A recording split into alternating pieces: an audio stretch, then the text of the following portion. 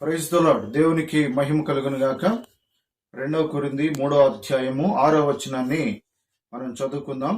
ఆయనే మమ్మును క్రొత్త నిబంధనకు అనగా అక్షరమునకు కాదు గాని ఆత్మకే పరిచారకుల మొగటకు మాకు సామర్థ్యము కలిగించి ఉన్నాడు. అక్షరము సంపును గాని ఆత్మ జీవింపచేయును. దేవుని వాక్యం ఇక్కడ సెలవిస్తుంది ఏంటంటే అక్షరము సంపును, ఆత్మ జీవింపచేయును.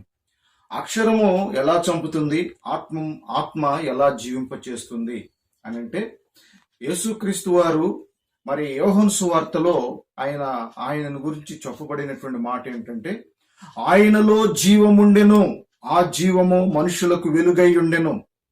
ఆయనలో జీవముండెను, ఆ జీవము మనుషులకు వెలుగై ఉండెను. ఆయనలో జీవమున్నది కనుకనే ఆయన జీవింపచేయువాడు.